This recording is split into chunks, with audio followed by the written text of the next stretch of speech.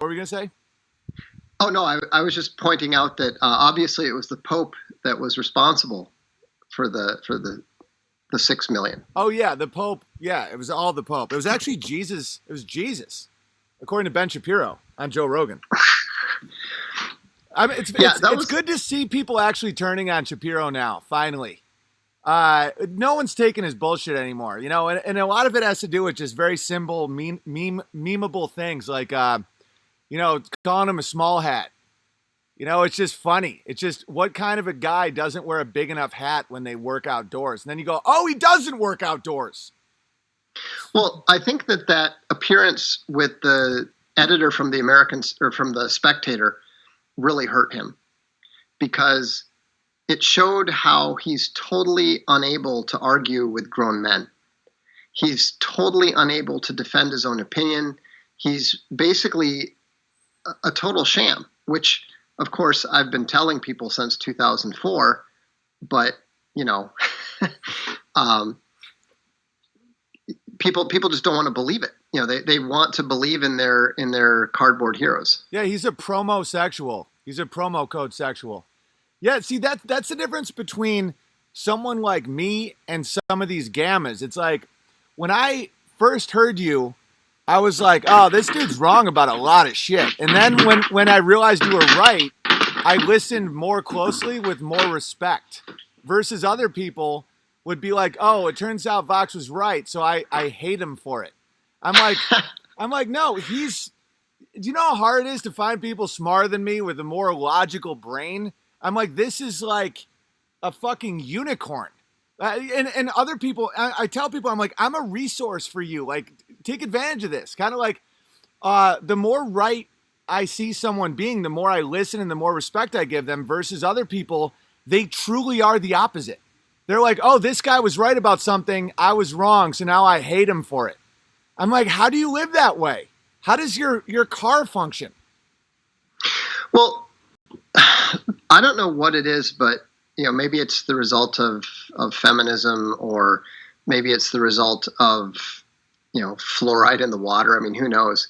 But the gamma influence on society is considerably greater than it was before.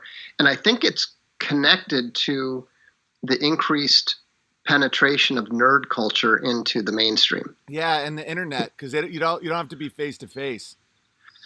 Yeah, because it's really strange how, you know, if you think about it, what were all these guys doing, you know, when I was in high school?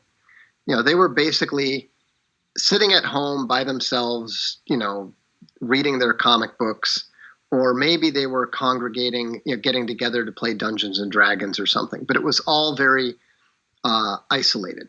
Yeah. But now, because of the internet, now they have a way of getting together. Now there's great elements about that. There's very positive elements about that. You know, I was delighted when VASL was first created, because I play this very esoteric war game called Advanced Squad Leader. There's only about 5,000 people in the world who play it. So when Rodney Kinney created a way to play it over the internet, it was brilliant. Suddenly, you know, you can actually play games with other people rather than sitting around, you know, moving the pieces and analyzing by yourself.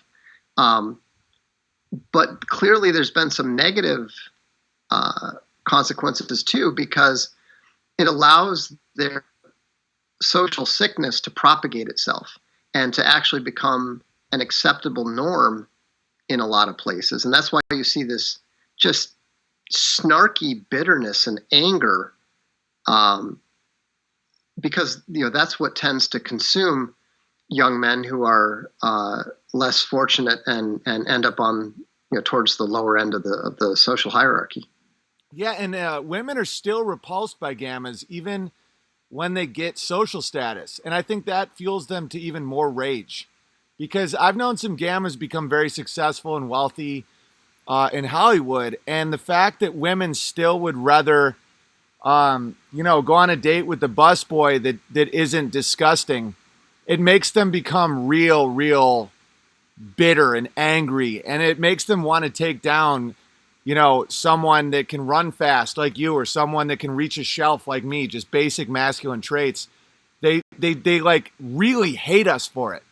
because they know, Well, and all they have to do is be honest with themselves. well, they don't just hate us. If you look at the way that the Me Too movement exposed people like Harvey Weinstein and that sort of thing, if you look at the behavior of people like Harvey Weinstein, Brett Ratner, etc., there's a strongly sadistic and angry element in their behavior. Yeah, for sure. Like humiliation.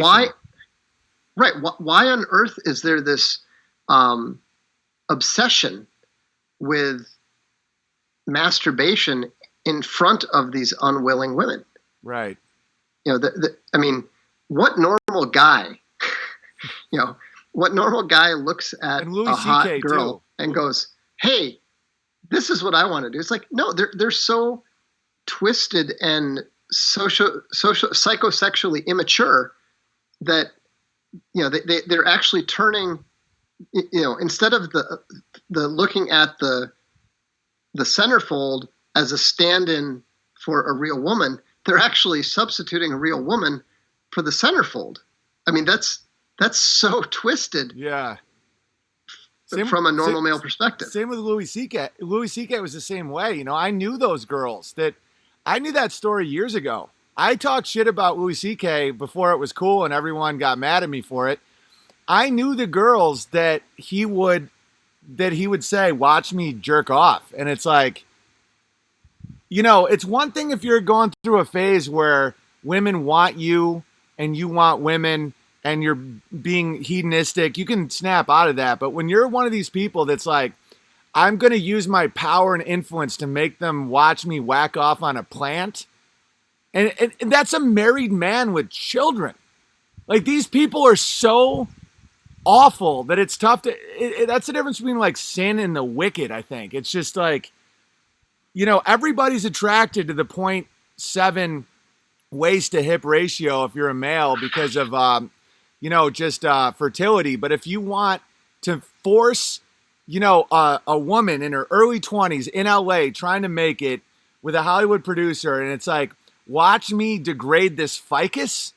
It's like, dude, that guy's got to go.